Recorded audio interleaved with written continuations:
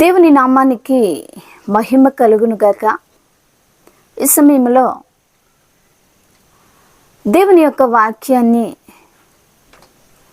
చెప్పాలని ఆశపడుతూ ఉన్నాను. దేవుని బిడ్డలారా, ప్రభు వాక్యము జీవము కలిగింది. ప్రభు వాక్యము జీవితాల్ని మార్చేది. ప్రభువు మనకు జీవమునై ఉన్నాను అంటున్నాడు.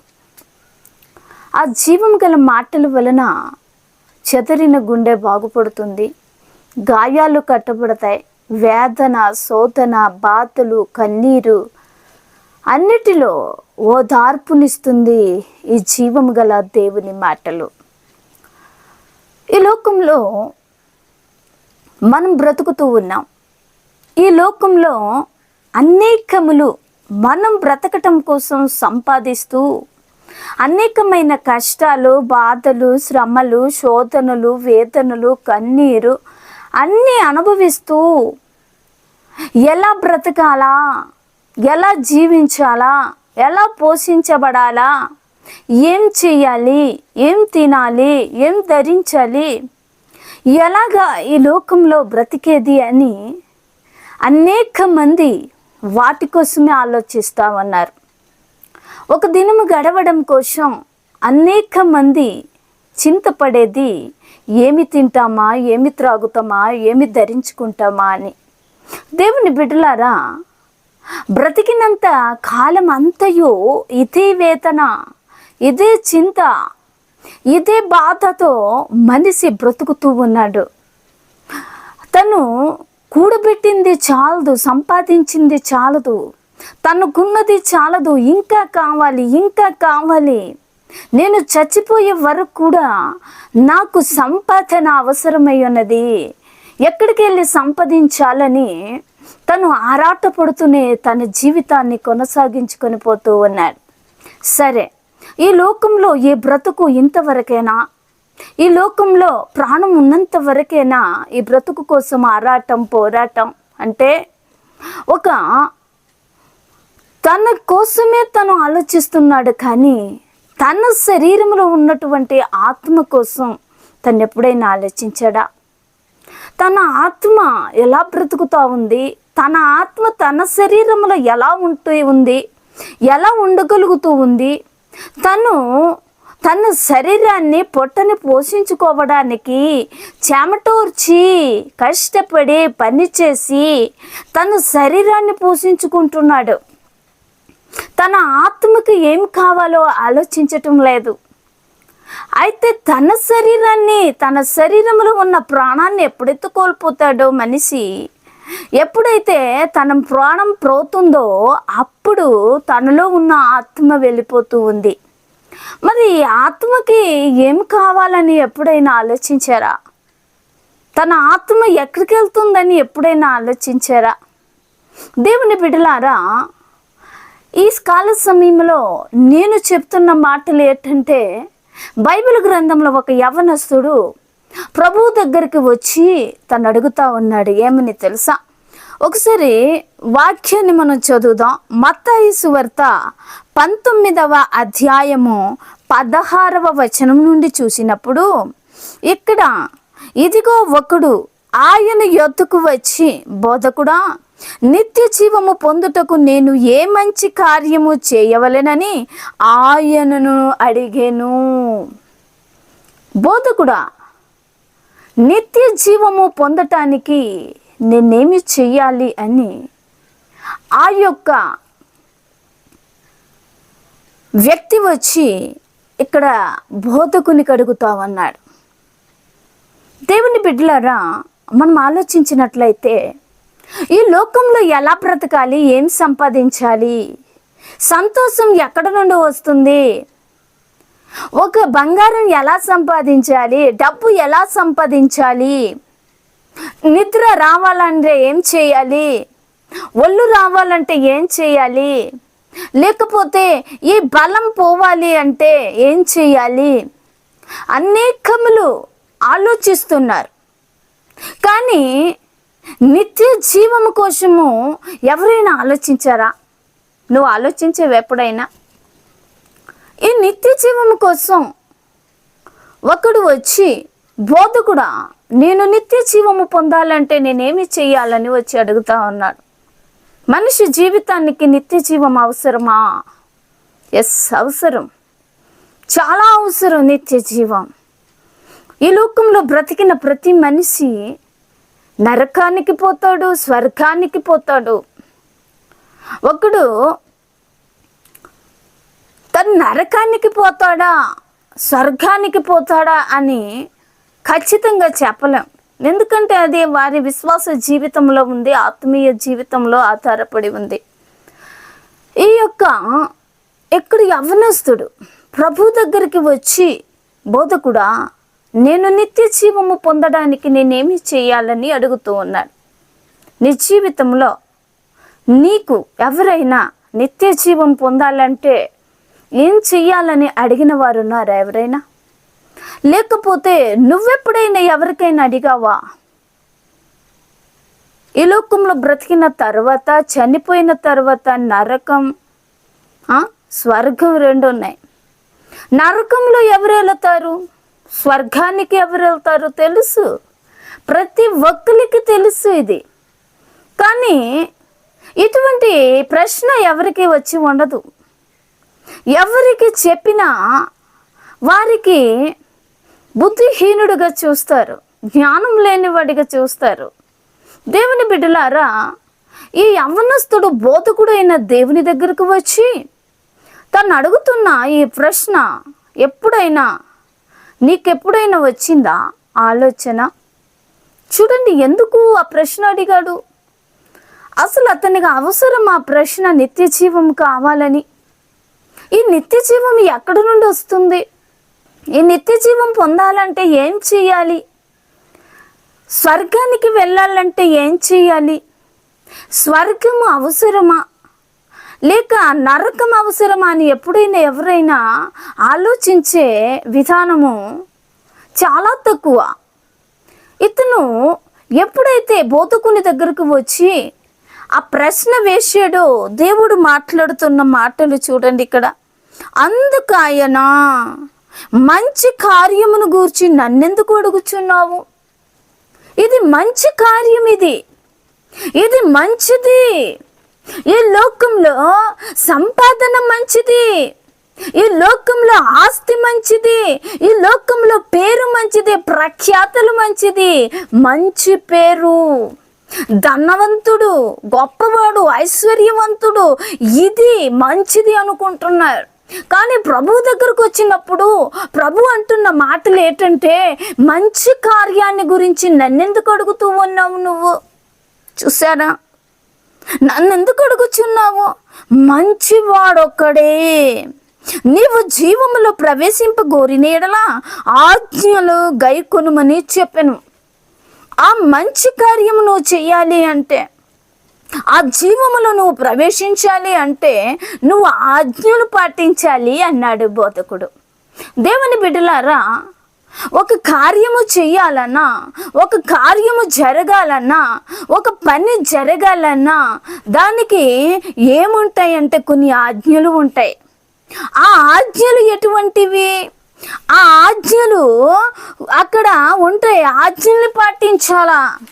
ఒక ఉద్యోగస్తుడు అతనికి ఇచ్చిన ఆజ్ఞల ప్రకారమే వెళ్ళాలి. నియమాలు ఉంటాయి, విధులు ఉంటాయి, వాళ్ళు చేయవలసినవి చాలా ఉంటాయి. వాటిని అనుసరించి వాటి ప్రకారం నడుస్తేనే ఒక డ్యూటీకి వెళ్ళొచ్చు, ఒక దగ్గర మన జీతాలకు పని చేయొచ్చు, ఒక కార్యాలని చూడొచ్చు, ఒక అద్భుతాలని చూడొచ్చు. దేవుని బిడ్డలారా, ఈ యొక్క మంచి కార్యము లేదా ఆ నిత్య జీవాన్ని పొందాలంటే ఆజ్ఞల్ని పాటించమన్నాడు దేవుడు. ఆజ్ఞలు ఉన్నాయి, స్వర్గానికి వెళ్ళడానికి ఆజ్ఞలు ఉన్నాయి, ఆ నిత్య జీవానికి వెళ్ళడానికి ఆజ్ఞలు ఉన్నాయి. ఏ ఆజ్ఞలు?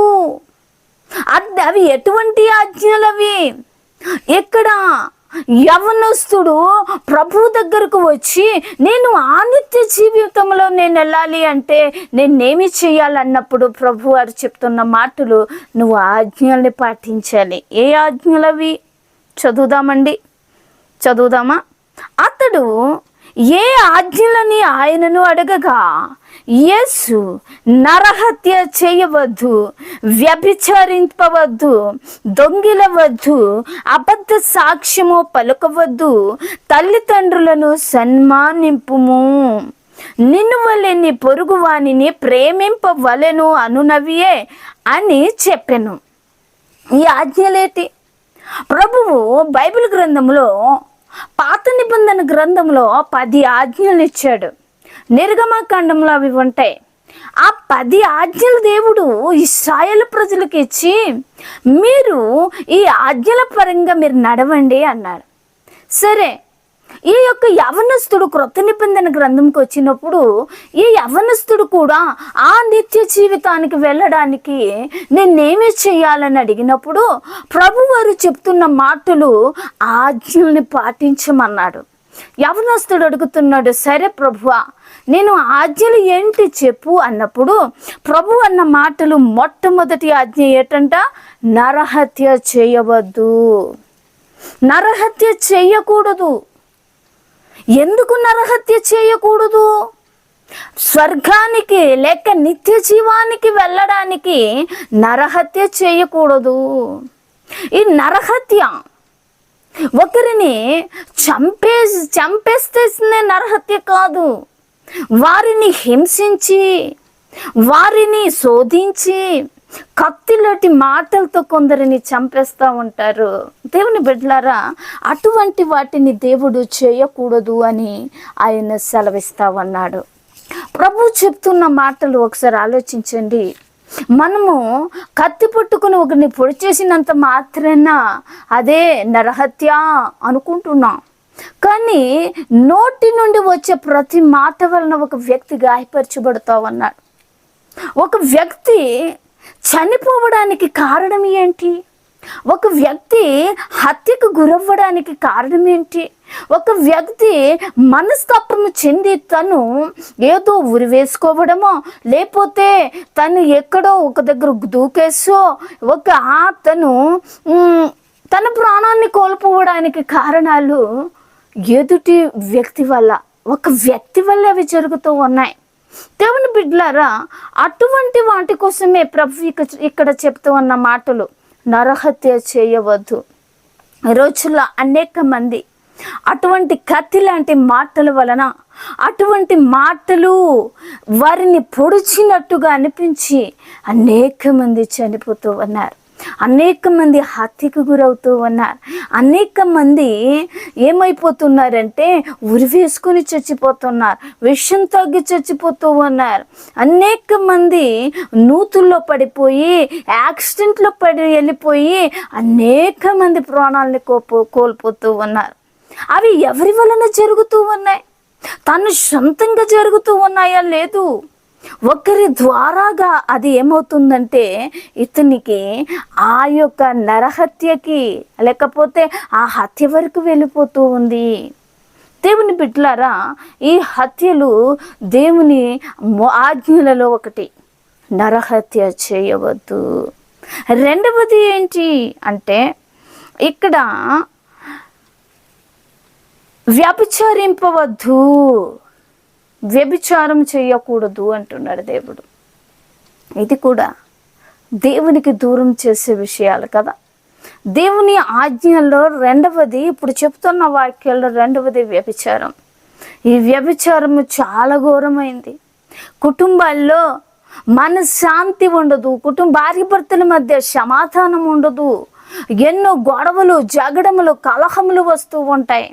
అందుకు దేవుడు అన్నాడు, నీ మనస్సు పాడైపోద్ది కనుక నువ్వు దేవునికి దూరం అయిపోతావు, అనేక శోధనలు గుండా పోతావు గనుక ఇది కూడా ఒక ఆజ్ఞ గనుక వ్యభిచారింపవద్దు. దేవునికి స్తోత్రం. మూడవది ఏంటి చెప్పారు ప్రభువారు? దొంగిలవద్దు. మూడవది ఏంటి? దొంగిలవద్దు. ఈ విషయంలో వచ్చినప్పుడు మనం అందరూ కూడా ప్రతిరోజు దొంగిలిస్తూనే ఉంటున్నాం. ప్రతి ఒక్కరు దొంగిలిస్తూనే ఉన్నారు. మనం ఏంటి దొంగిలిస్తూ ఉన్నాం? దొంగతనము చేసేవాడే నా దొంగ? లేకపోతే ఎవరు లేని సమయంలో ఏదైనా ఉంటే ఎత్తుకెళ్ళిపోయిన వాడే దొంగ. బ్యాంకులు కన్నుమెట్టేవాడే దొంగ. బంగారాన్ని తీసుకెళ్ళిపోయేవాడే దొంగ కాదండి. దొంగతనము చెయ్యవద్దు అంటే దేవునికి ఇచ్చే సమయాన్ని కూడా దొంగిలిస్తూ ఉంటారు. దేవునికి ఇచ్చే అర్పణలు దొంగిలిస్తూ ఉంటారు. ప్రభువుకి ఇచ్చే మొక్కుబడుల్ని కూడా ఇవ్వకుండా దాన్ని దొంగతనం చేస్తూ ఉంటారు. ప్రభువుతో గడిపే సమయం ఇవ్వకుండా దొంగతనం చేస్తూ ఉంటారు. ప్రభు దగ్గర ప్రభువా ఇదిగో ఇది నీదే ప్రభువా అని మళ్ళీ లాగేసుకుంటూ ఉంటారు. అది నాది అని దొంగిలించుకుంటారు. అనేక మంది ఉద్యోగము వస్తే ప్రభు దగ్గరికి వెళ్తానని ఉద్యోగం వచ్చిన తర్వాత ఆ యొక్క సమయాన్ని ఇతనే దొంగిలించుకుంటాడు. ఇంకేంటి అనేకములు ఉన్నాయి దొంగతనంతో గుర్తిస్తే. దొంగతనము ఒక దొంగ ఎత్తుకెళ్ళిపోవడమే కాదండి, ప్రభువుకి ఇచ్చే సమయం ఇవ్వకపోవడం, ప్రభువుకి ఇచ్చేది ఇవ్వకపోవడం, ప్రభువుకి దశమ భాగాలు ఇచ్చే విషయంలో ఇవ్వకపోవడం, ప్రభు దగ్గరికి నిలబడే ఆ యొక్క సమయాన్ని ఇవ్వకపోవడం, ప్రార్థన చేయకపోవడం, వాక్యాన్ని చదవకపోవడం అనేకములు ఉన్నాయి దొంగతనములో. మరి ఇటువంటి జీవితాన్నే దొంగతనం, దొంగిలించడం, ఒకరికి ఇచ్చేది మళ్ళీ తీసేసుకోవడం, ఇది దొంగతనం. నాలుగవది ఏంటి అంటే అబద్ధ సాక్ష్యము పలుకవద్దు. అబద్ధ సాక్ష్యం ఎక్కువగా సమాజంలో జరుగుతున్నది, కుటుంబంలో జరుగుతున్నవి, ఇరుపక్షాల వర్గాల వారిలో జరుగుతున్నవి అబద్ధ సాక్ష్యాలు. అనేక మంది లంచం పుచ్చుకొని అబద్ధ సాక్ష్యాలు పలుకుతారు. ఆస్తికి ఆశపడి, డబ్బుకి ఆశపడి, లేకపోతే దేనికి ఒక దానికి ఆశపడి అబద్ధ సాక్ష్యాలు పలకడానికి వెళుతూ ఉంటారు. అవునా కాదా? అబద్ధ సాక్ష్యాలు దేవుడు ఇదొక ఆజ్ఞగా చెబుతూ ఉన్నాడు. ఆ ఆజ్ఞలో ఒకటి అబద్ధ సాక్ష్యాలు. దేవుని బిడ్డలారా, ఈ అబద్ధ సాక్ష్యాలు అనేక మంది జీవితంలో కృంగదీసే, వేదన పడటానికి కారణమయ్యే. కానీ ఒక డబ్బుని ఇంత ఇస్తాము, నువ్వు ఇలా మాట్లాడు అన్న వెంటనే వెళ్ళి మాట్లాడి అబద్ధ సాక్ష్యాన్ని పలికి వాళ్ళు వచ్చేస్తూ ఉన్నారు. ఈరోజు వాక్యం వింటున్న నీ జీవితంలో నువ్వు ఎలా ఉన్నావు? నువ్వు నీ జీవితంలో నువ్వు ప్రభు యొక్క ఆజ్ఞను పాటిస్తా ఉన్నావా అని చూసినప్పుడు ఈ అబద్ధ సాక్ష్యాన్ని కూడా ఒకసారి ఆలోచించువా, పరీక్షించుకుంటావా? అబద్ధ సాక్ష్యం చాలా ప్రమాదం. ఏంటి?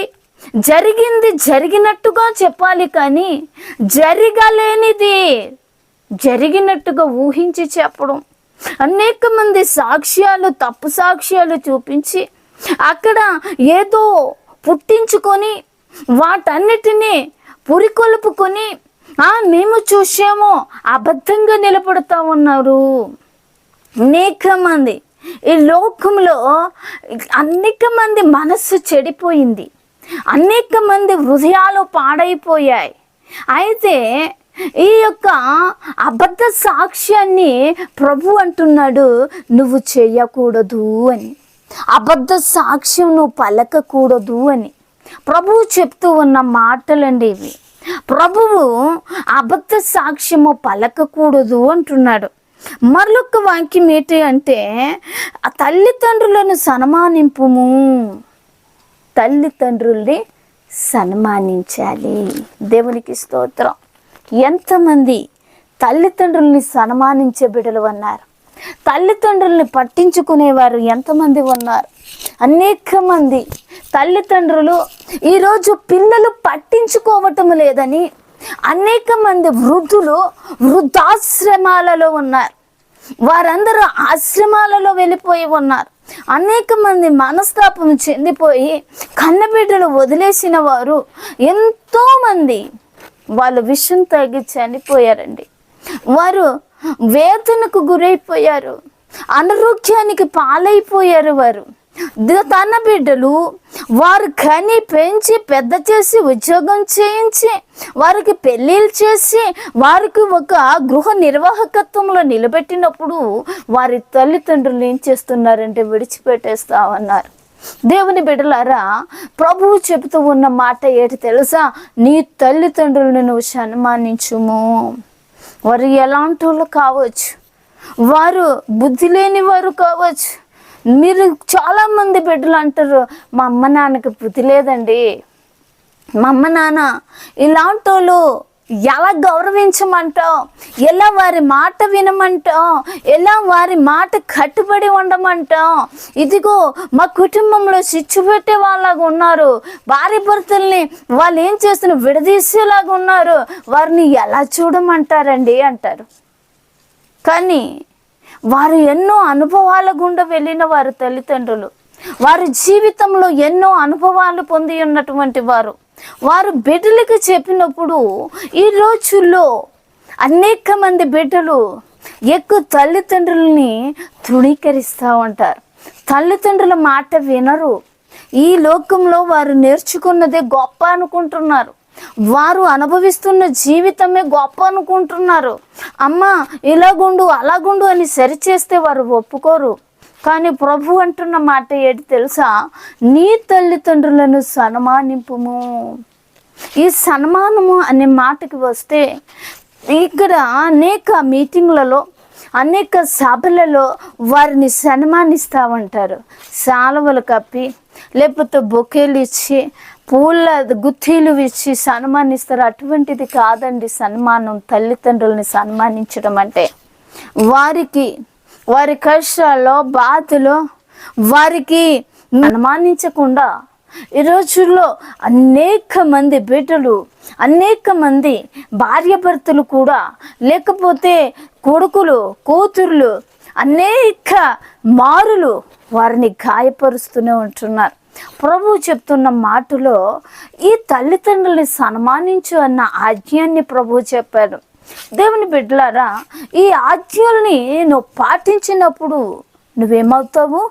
నువ్వు నిత్య జీవంలో వెళ్తావు అంటున్నాడు ప్రభు. సరే, ఈ యొక్క ఆజ్ఞలు చెప్పాడు ప్రభు. మరొకటి ఏడు తెలుసా? నిన్ను వల్లే నీ పొరుగు వారిని ప్రేమింపవలెననున్నదియే అని చెప్పాను. నిన్ను వల్లే నీ పొరుగు వారిని ప్రేమించుము. నిన్ను నీవు ఏ రీతిగా అయితే ప్రేమించుకొని నీ ఆరోగ్యాన్ని బలంగా, శక్తివంతంగా, సుందరంగా, నీ యొక్క సౌందర్యాన్ని ఎలా పెంచుకుంటున్నావో, నీ శరీరానికి కావలసినవన్నీ నువ్వు ఎలాగైతే ఇస్తున్నావో, ఈ శరీరాన్ని, నీ ప్రాణాన్ని నువ్వు ఎలా కాపాడుకుంటూ ఉన్నావో, దాన్ని నిన్ను వల్లే నీ పొరుగు వారిని ప్రేమించు అన్నారు ప్రభువు. ఈ మాటలు చాలా అద్భుతంగా చెప్పాడు ఆయన. నిన్ను వల్లే అన్నాడు. నాలాగే ఇంకొకరిని మనం చూడలేం కదా, నాలాగే ఇంకొకరిని పొరుగు వారిని మనం చూడలేం కదా. కానీ ప్రభు అంటున్న మాట ఏంటి తెలుసా? నిన్ను వల్లే. నీవు ఏ రీతిగా అయితే ప్రేమించుకుంటున్నావో, నిన్ను నీవు ఏ రీతిగా అయితే కాపాడుకుంటున్నావో, వర్షంలో తడవకుండా, ఎండలో ఉండకుండా, నీ శరీరాన్ని ఏ రీతిగా అయితే నీవు నిత్యం కాపాడుకుంటూ దాన్ని ఒక అందంగా, సౌందర్యంగా ఉండేలాగా నిన్ను నీవు కాపాడుకున్నట్టే నీ పొరుగు వారిని ప్రేమించమన్నాడు. నీది కానిది ప్రతిదీ పొరుగుదే. నీ భార్య కావచ్చు, భర్త కావచ్చు, పిల్లలు కావచ్చు, ఇరుగు పొరుగు వాళ్ళు కావచ్చు, నీ ఎదుట ఉన్న ప్రతి వ్యక్తిని నిన్ను వల్లే వారిని ఏం చేయమన్నాడు ప్రభువు? ప్రేమించు అన్నాడు. దేవునికి స్తోత్రం. ప్రేమించగలుగుతున్నామా? మనలాగా చూసుకుంటున్నామా? ఒక్క పూట ఆయన ఎవరినైనా మన తినే తిండి పెట్టగలిగామా? ఆకలితో ఉన్న వారికి మనం వేసుకున్న వస్త్రాలు లాంటివి వారికి ఇచ్చి వారిని మనం ప్రేమించగలిగామా? దేవుని బిడ్డలారా, ఈ మాటలు ప్రభు చెప్తున్న మాటలు, ప్రభువు ఇచ్చిన ఆజ్ఞలు ఇవి నువ్వు చేయి, అప్పుడు నువ్వు నిత్య జీవానికి వెళ్తావు. ఈ వాక్యం విన్న దేవుని బిడ్డలారా, నీ జీవితంలో నువ్వు ఎప్పుడైనా ఆ నిత్య జీవాన్ని పొందాలని, ఆ నిత్య జీవానికి వెళ్ళాలని ఆశపడ్డావా? ఆ నిత్య జీవము ఎక్కడుంది, అక్కడ వెళ్ళాలంటే ఏం చెయ్యాలని ఏ రోజైనా నీకు ప్రశ్న వచ్చిందా? ఈ యవనస్తుడు ప్రభు దగ్గరకు వచ్చినట్టు ప్రభు అనే నిత్య జీవము పొందాలంటే ఏం చెయ్యాలని అడిగాడు యవనస్తుడు అడిగిన ప్రశ్నకి ప్రభు వారు అన్నారు, నువ్వు మంచిదానిని కోసం నాకెందుకు అడుగుతూ ఉన్నావు? నువ్వు మంచి అన్నప్పుడు ప్రభు ఏం చేయాలన్నప్పుడు ఆజ్ఞలు పాటించమన్నాడు. ప్రభు ఇచ్చిన ఆజ్ఞలన్నీ ఈ యవనస్తుడు చెప్తున్న మాటల్లో నేను ఇవన్నీ చేస్తూనే వస్తూ ఉన్నాను ప్రభువా అన్నాడు. ప్రభువా నీవన్నీ చేస్తున్నాడు యవనస్తుడు, నువ్వు చేస్తూ ఉన్నావా? ఏ రోజైనా మన జీవితంలో చేసిన కార్యాలు ప్రభువుకు చూపించామా? ప్రభువు శభాషణ ఎప్పుడైనా చెప్పాడా? ఈ యవనస్తుడు అన్న మాటలు కిందకొస్తే ఇక్కడ ఒకటి మాట అంటాడు చూడు, అందుకు ఆ యవనుడు ఇవన్నీ అనుసరించుచునే ఉన్నాను, ఇకను నాకు కొదువయ్యేమని ఆయనను అడిగాను. నేను ఇవన్నీ చేస్తున్నాను ప్రభువా. మొదటి వాక్యము నరహత్య చేయొద్దు, వ్యభిచారించొద్దు, దొంగిలవద్దు, అబద్ధ సాక్ష్యము పలుకవద్దు, నీ తల్లిదండ్రుల్ని సన్మానించుము, నిన్ను వలె నీ పొరుగు వారిని ప్రేమించము. ఇది చాలా కష్టం కదా. ఏ రోజైనా మనం ఇంకొద్దరులకు బాధ పెట్టకుండా మంచి మాటలు మాట్లాడి ఉన్నామా? వారిని ఇబ్బంది పెట్టకుండా ఉన్నామా? బాధ పెట్టకుండా ఉన్నామా? ఏ మాట అయినా జారిపోయి అనేక మందిని గాయపరిచినటువంటి వారుగా ఉన్నాం, అవునా కాదా? రెండవది ఏంటి? వ్యభిచారం. మోహపు చూపు చూసి ప్రతి ఒక్కడు వ్యభిచారిస్తున్నాడని వ్రాయబడి ఉంటుంది మత్తయి సువార్తలో. ప్రతిరోజు ఈ రోజుల్లో అనేక మంది తయారైపోతూ ఉంటున్నారు. సౌందర్యంగా కనిపించిన ప్రతి ఒక్కడికి నేనే అందగత్తెను, నేనే అందగాడిని అని చూడాలని ఆశపడుతూనే తయారవుతా ఉన్నారు. రంగులు కొట్టుకొని ఎండిపోయిన తలకి వెంట్రుకల్ని రంగులు కొడుతూ, ఎందుకు? ఇతరులు చూడాలని, ఇతరులు నన్ను చూసిన వారు బాగుంది అని పొగడాలని, ఇతరులందరూ నన్నే చూడాలని ఈరోజు ఫ్యాషన్గా తయారవుతా ఉన్నారు. దేవుని బిడ్డలారా, ఈ యొక్క తయారయ్యేది కూడా, ఈ ఫ్యాషన్ బట్టలు కూడా, ఈ యొక్క మనిషి తయారు అయ్యేది ప్రతిదీ బ్యూటీ పార్లర్స్ ఎందుకు? దేవుడిచ్చిన ఈ అందాన్ని, దేవుడిచ్చిన ఈ కలర్ని ఏం చేస్తున్నారంటే మార్చేసుకుంటూ ఉన్నారు. ఈ ముఖ స్వరూపాన్ని మార్చేస్తూ ఉన్నారు అనేక మంది. ఎందుకు? అది ఇతరులు చూడడం కోసం, ఇతరులు చూసి వారిని మెచ్చుకోవడం కోసం, అందంగా ఉందిరా, తిని గొప్పగా ఉందిరా అని వాళ్ళందరూ చూసి వ్యామోహమైపోవడం కోసం. మోహపు చూపు చూసే ప్రతివాడు వ్యభిచారిస్తున్నాడు అంటుంది వాక్యం. అయితే మరి ఎలా బ్రతుకుతా ఉన్నాం? ఎలా జీవిస్తా ఉన్నా? ఎంతోమంది బిడ్డలు, ఎంతోమంది వారి జీవితంలో ప్రభువుని నమ్ముకున్నామంటారు, ప్రభువుని పూజిస్తూ ఉన్నామంటారు, కానీ ప్రభు ఇచ్చిన ఆజ్ఞలో ఏ ఆజ్ఞ కూడా పాటించలేని పరిస్థితి. చూసారండి, నేను ఏ పాపం చేశానండి? నేను పాపము చేయలేదు, నేను పరిశుద్ధుడిని, నేను నీతిమంతుడిని అంటున్నారు. ఏది నీలో నీతి? ఏది నీలో పరిశుద్ధత? అనేక మంది బిడ్డలు, యవన బిడ్డలు, ఈ యవనస్తుడు ఇవన్నీ అనుసరిస్తూనే నేను ఉన్నాను ప్రభు, ఇంకా నాలో కొదువేంటి అని అడిగాడు. ఈరోజు ప్రభు దగ్గరికి అడగగలమా మనం? ప్రభుని మనం ప్రశ్నించగలమా మనం? ప్రభు దగ్గర వచ్చి ప్రభు ఈ కార్యాలన్నీ నేను చేస్తున్నానని చెప్పగలుగుతామా? ఈరోజు ప్రతి ముసలి, ప్రతి ఆడది ఏం చేస్తుందంటే తన సౌందర్యాన్ని కాపాడుకోవడానికి చూస్తామన్నారు. దేవుని బిడ్డలారా, క్రైస్తవ జీవితంలో ఉన్న నీవు, క్రీస్తుని కలిగి ఉన్న నీ జీవితంలో ప్రభు ఇచ్చిన అందం చాలండి, ప్రభు ఇచ్చిన ఈ సౌందర్యం చాలండి. సామెతల గ్రంథంలో అంటది, అందము మోక్షకరం, సౌందర్యం వ్యర్థం, యెహోవా యందు భయభక్తులు కలిగిన స్త్రీ కొనియాడబడును. దేవునికి స్తోత్రం. చూసారా, అందము మోసం చేస్తుంది. అందాన్ని చూసి పడిపోతారు, అందాన్ని చూసి మోసమైపోతారు.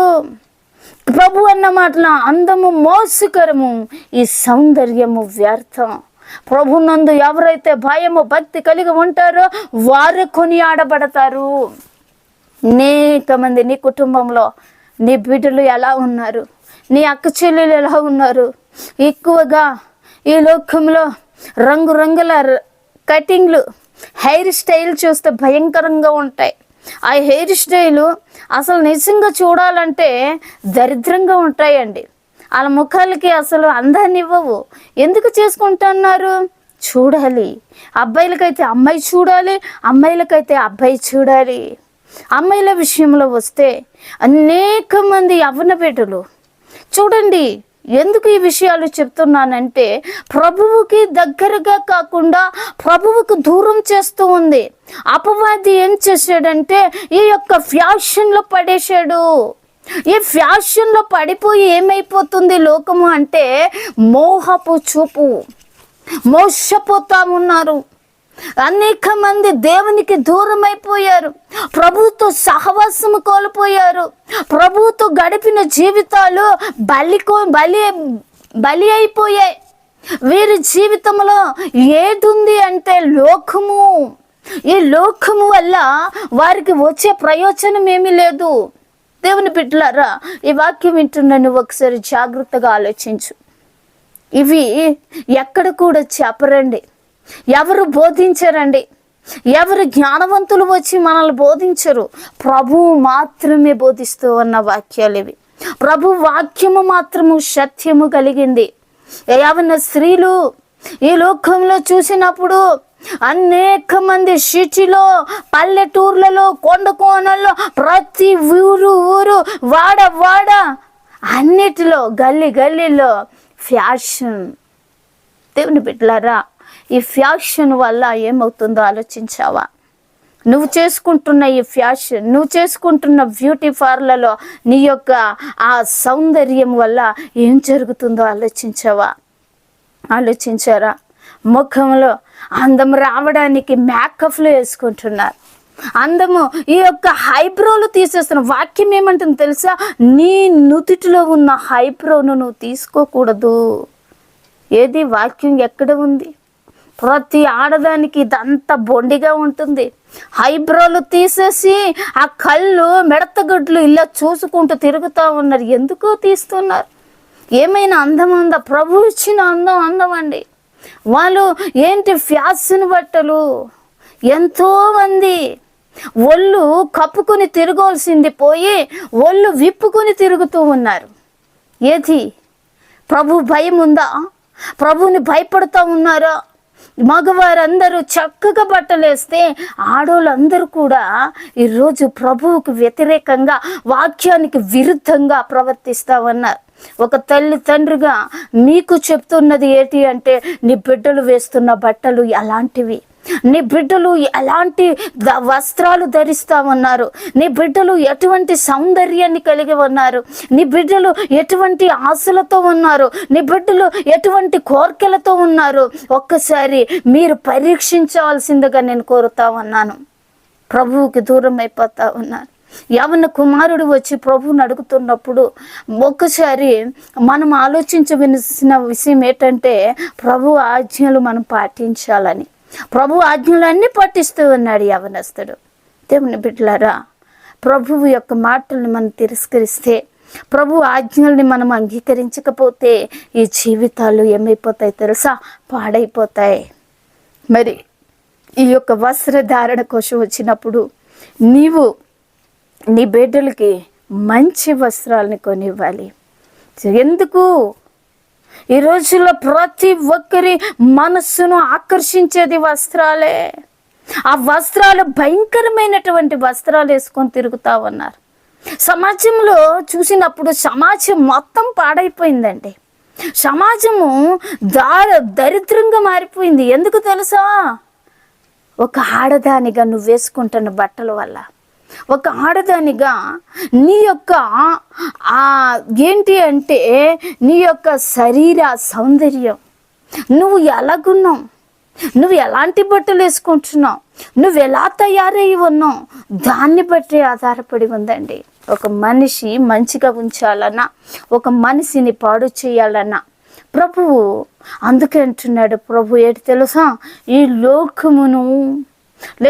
లోకములో ఉన్న వాటినైనను నువ్వు ప్రేమించకు. లోకంలో అదే ఉంది.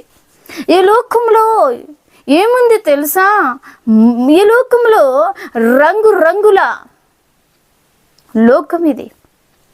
నీకు ఒకవైపు పిలుస్తుంది, ఇంకోవైపు పిలుస్తుంది. నిన్ను పిలుస్తూ ఉంది రమ్మని ఈ రంగుల లోకం. నువ్వెప్పుడైతే అటువైపు నీ కన్ను దృష్టి పెడతావో, అటువైపు నువ్వెప్పుడైతే పరిగెడతావో నీ జీవితం పాడైపోతుంది. సమాధానాన్ని కోల్పోతావు, అశాంతిని తెచ్చుకుంటావు, నెమ్మది కోల్పోతావు. నీ జీవితంలో సంతోషం ఉండదు, నీ జీవితం ప్రశాంతంగా ఉండదు, నీ యొక్క మనసు పాడైపోతుంది. దేవుని బిడ్డలారా, నువ్వు ఎటువంటి దేవుని యొక్క మాటల్ని నువ్వు వింటున్నావు, దేవుని యొక్క ఆజ్ఞల్ని ఏ ఆజ్ఞలను గైకుంటూ ఉన్నావు. ఇదిగో ఈ యవనస్తుడు అంటున్నాడు, నేను ఈ ఆజ్ఞలు అన్నీ నేను పట్టించానయ్యా ప్రభువా, ఇంకా నాలో ఏది కొదువు ఉంది, ఏది ఉంది అని అడుగుతూ ఉన్నాడు. మన జీవితంలో అనేకములు కొదువులు ఉన్నాయి. మన జీవితము పాడైపోవడానికి, మన యొక్క శరీరము పాడైపోవడానికి, ఈ సౌందర్యము పాడైపోవడానికి, కుటుంబం పాడైపోవడానికి, తల్లిదండ్రులతో సహవాసం పాడైపోవడానికి కారణాలేంటి? నువ్వెప్పుడైనా ఆలోచించావా? నువ్వెప్పుడైనా ఇంకా నాలో ఏ కొదువు ఉందని ఆలోచించావా? ఆ నిత్య జీవానికి వెళ్ళాలనే కదా, ఆ స్వర్గానికి వెళ్ళాలని కదా ప్రభువును నువ్వు అంగీకరించింది. ప్రభువుతో నువ్వు గడుపుతూ ఉన్నది, ఒక దేవుని బిడ్డగా నువ్వు ఎదుగుతూ ఉన్నది. నువ్వెప్పుడైనా మళ్ళీ ప్రభువా నాలో ఏ కొదువు ఉంది ప్రభువా, ఆ కొదువ నాకు చూపించవా, నేను మారు మనసు పొందుతానని ఎప్పుడైనా ఆలోచించావా? దేవుని బిడ్డలారా, ఈ కాల సమయంలో ఒకసారి ఆలోచించవా? యవనస్తుడు మాట్లాడుతూ ఉన్నప్పుడు ప్రభు ఒక మాట చెప్పాడు తెలుసా, నీకు కలిగిన ఆస్తిని నువ్వు అమ్మి నువ్వు బీదలకి ఇచ్చేయి అన్నాడు. నీ ఆస్తిని అమ్మి నువ్వు బీదలకి ఇచ్చేయి అన్నాడు. ఈ యవనస్తుడు వెంటనే బాధపడిపోయాడు. ఇక్కడ వాక్యంకి వచ్చినప్పుడు 21వ వచనంలో, అందుకు యేసు నీవు పరిపూర్ణుడవగుటకు కోరిన ఎడలా పోయి నీ ఆస్తిని అమ్మి బీదలకిమ్ము, అప్పుడు పరలోకమందు నీకు ధనము కలుగును, నీవు వచ్చి నన్ను వెంబడించుమని అతనితో చెప్పాను. ఏం చెయ్యాలి? ఆస్తిని, నీ కలిగి ఉన్న ఆస్తిని, నీకున్న ఆస్తిని నువ్వు అమ్మేసి అది ఎవరికిమ్మంటున్నాడు? బీదలకిమ్ము. దేవునికి స్తోత్రం, దేవునికి స్తోత్రం. బీదలకి ఏంటి అమ్మాలి?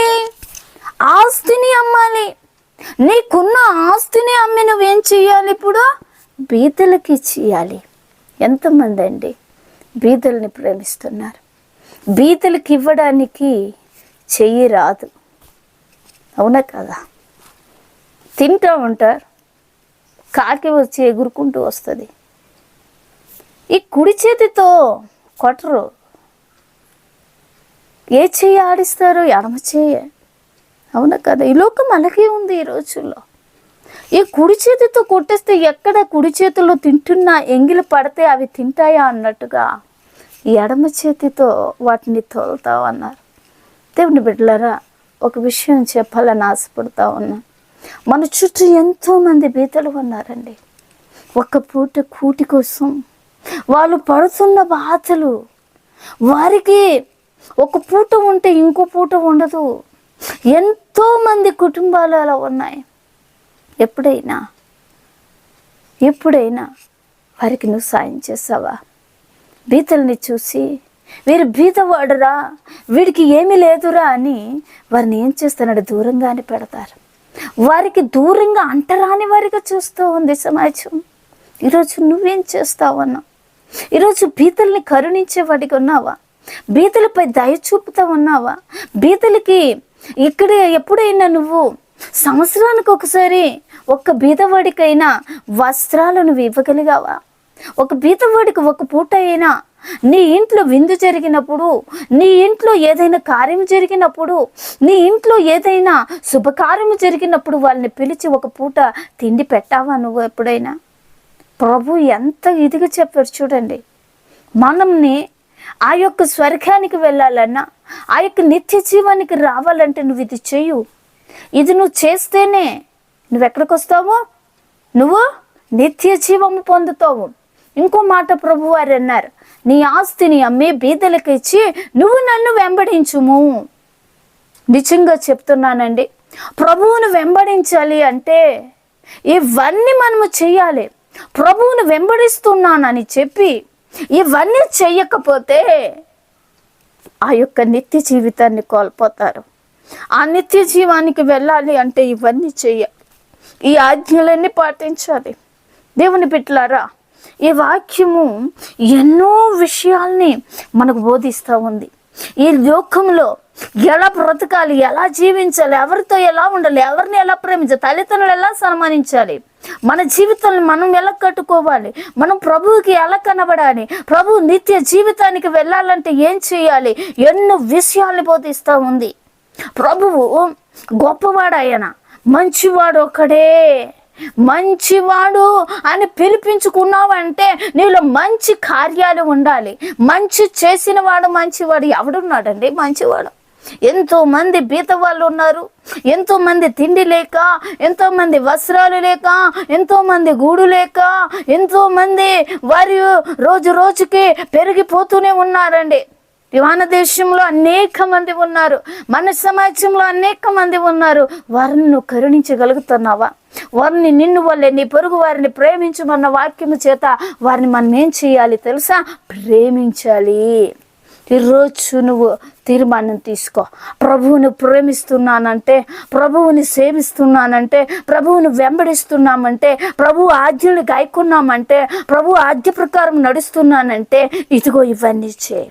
ఇవన్నీ నువ్వెప్పుడైతే చేస్తావో అప్పుడే ప్రభు నువ్వు వెంబడించిన వాడు అవుతావు.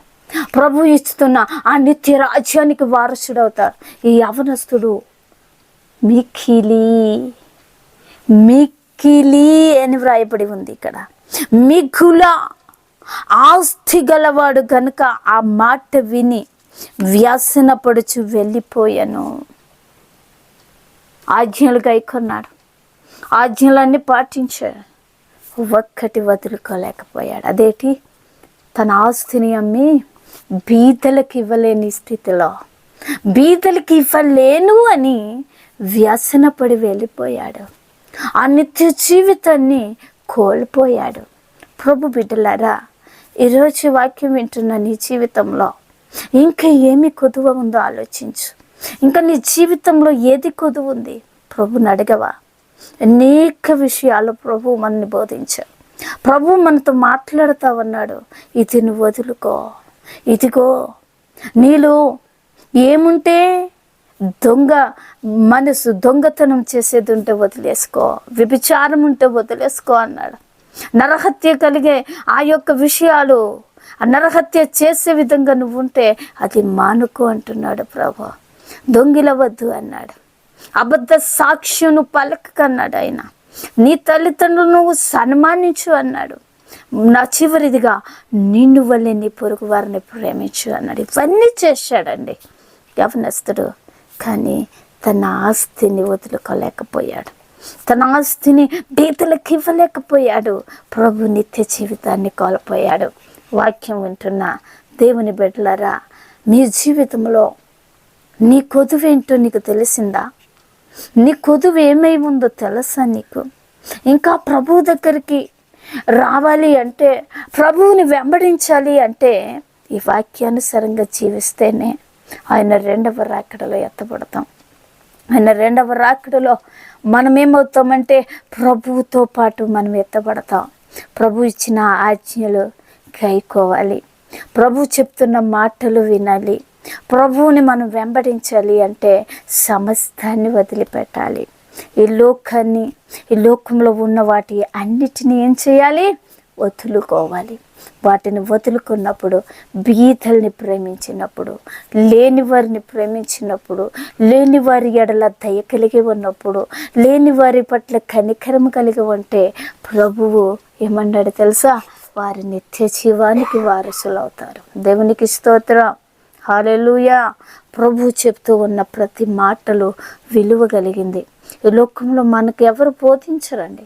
మనం ఎక్కడికి వెళ్ళినా మనకి ఇదిగో ఇది అది అది అది అంటారు. ఎలా సంపాదించాలి, ఎక్కడ చూడండి. ఆ యూట్యూబ్లో వస్తే ప్రతి ఒక్కరు డబ్బు సంపాదించాలంటే ఏం చేయాలి? నువ్వు పడుకుని సంపాదించాలంటే నువ్వు పడుకునే సంపాదిస్తావంటారు కొందరు ఇది చేయి సంపాదిస్తావంటారు, అది చేయి సంపాదిస్తామంటారు. కానీ ప్రభు రాజ్యాన్ని సంపాదించుకోవాలని ఎప్పుడైనా ఆశపడ్డావా? నువ్వు చనిపోయిన తర్వాత ఏది నీతో రాదు. ఇవన్నీ ఇక్కడ వదిలేసి వెళ్ళిపోవాల్సిందే. ఏ రీతిగా అయితే తల్లి గర్భంలో పిండముగా నువ్వు వచ్చావో ఆ రీతిగానే ప్రభు ఒకరోజు నరులారా తిరిగి రండి అని పిలుస్తా ఉన్నాడు. ప్రభువు పిలిచే ఆ పిలుపుకి నువ్వేమైపోవాలంటే ఇవన్నీ నువ్వు ఎక్కడ వదిలిపెట్టేయాలా? ప్రభు లేదు, ఇదిగో నేను దీనికోసం సంవత్సరాల తరబడి కష్టపడ్డాను, ఇది ఈ మూట మోసుకొని వస్తానన్నారు. ప్రభు అక్కడ దాన్ని అంగీకరించడు. ఒకవేళ ఎవరు కట్టి నీకు తీసుకొచ్చిన నువ్వు అది పట్టుకొని వెళ్ళలేవు. దాన్ని ఈ లోకంలో సమస్తాన్ని విడిచిపెట్టి వెళ్ళిపోవాల్సిందే. నీ సౌందర్యం నిన్ను వదిలేస్తుంది, నీ అందం నిన్ను వదిలేస్తుంది, నీ ఆస్తులు నువ్వు వదిలేస్తావు, నీ ఇల్లు వాకిటి వదిలేస్తావు, నీ కుటుంబాన్ని వదిలేస్తావు, నీ పిల్లల్ని, భార్య, బిడ్డలు అందరూ వదిలేసి వెళ్ళిపోవాల్సిందే. ఒకరోజు ఒంటరిగా వచ్చావు, ఒంటరిగానే వెళ్ళిపోవాలి. పుచ్చిక పుల్లైన తీసుకెళ్ళడానికి లేదండి. అందుకే ప్రభు అన్న మాటలు ఈరోజు వాక్యం విన్న నీ జీవితంలో ఇంకా సరిచేసుకుంటూ ప్రభు దగ్గర మనము నేర్చుకుంటూ ప్రభు చెబుతూ ఉన్న మాటలు వింటూ అనేకమైన ఆజ్ఞలు, ఈ 10 ఆజ్ఞలు ఇచ్చాడు ప్రభు. ఈరోజు చెప్పినటువంటి ఈ ఆజ్ఞల్ని మనము కలిగి బ్రతకాలి అంటే మొట్టమొదటిగా మనల్ని మనము పరీక్షించుకోవాలి, మనల్ని మేము తీర్మానించుకోవాలి. ఈ మాటలు విన్న నీ జీవితంలో ఒకసారి పరీక్షించుకుంటావా? తీర్మానించుకుంటావా? ఆ యవనస్తుడు ఆ యొక్క ఆస్తిని వదులుకోలేక వ్యసనపడి ఆయన నిత్య రాజ్యాన్ని వదిలి వెళ్ళిపోయాడు. నీ జీవితంలో నువ్వు బ్రతికి ఉన్నంత ఈ కాలం ఈ రోజు వరకు ప్రభు ఆజ్ఞలు ఏది నువ్వు పాటించా? ఒక్కసారి మోకరిద్దామా, ప్రార్థన చేద్దామా, కళ్ళు మూసి చిన్న ప్రార్థన చేద్దామా. ప్రేమ కలిగిన ప్రభు నీకు వందనాలు నాయనా. ఇదిగో నీ వాక్యం సెలవిస్తూ ఉంది, నిత్య జీవము పొందాలంటే ప్రభు దగ్గరికి వచ్చి ఒక యవనస్తుడు అడుగుతున్న మాటలు, ప్రవక్తుడా నేను నిత్య జీవము పొందాలంటే ఏమి చేయాలన్నప్పుడు ప్రభు నువ్వు ఆజ్ఞల్ని చెప్పావు నాయన. ఆజ్ఞలు అన్నిటిని నేను అనుసరిస్తున్నాను, కానీ ఇంకా నాలో ఏది కొదువు ఉందని అడిగాడు. ప్రభు నీ ఆస్తిని అమ్మిన బీదలకు ఇమ్ము అన్నావు. ప్రభు అయ్యా అది అమ్మలేక, అయ్యా అది బీదలకు ఇవ్వలేక అతను వ్యసనపురుడే వెళ్ళిపోయాడు. ప్రభు అయ్యా నిత్యరాజ్యాన్ని కోల్పోయాడు. ప్రభువా నిన్ను వెంబడించాలంటే ఈ లోకాన్ని సమస్తాన్ని వదులుకోవాలి. ప్రేమ కలిగిన ప్రభువా వాక్యం విన్నని బిడ్డల్ని మీరు బలపరచండి, వారిని తండ్రి అయ్యా లేవనెత్తండి. ప్రభువా మేమందరూ నీ రాజ్యంలోనికి రావాలి. మా ఆత్మకు తండ్రి నీ రాజ్యంలో ప్రభువా అయ్యా మేము ఇదిగో తండ్రి వచ్చేలాగున సహాయం చేయండి అయ్యా. ఈ ఆత్మను రక్షించుకోవడానికి కృపదాయ చేయండి దేవా. మీరే సహాయము చే ఈ వాక్యం విన్న ప్రతి ఒక్క బిడ్డలను మీరు దీవించి ఆశీర్వదించమని, వారు తీసుకున్న తీర్మానాల ప్రకారం బిడ్డలందరినీ మీరు నడిపించి నీ 2వ రాకడలో ఎత్తబడే గుంపులో ఉండడానికి గొప్ప భాగ్యాన్ని ధన్యతనిమ్మని నజరేయుడైన యేసు పరిశుద్ధ నామంలో ఈ ప్రార్థన అడిగి వేడి పొంది నామం మా కన్న తండ్రి, ఆమెన్.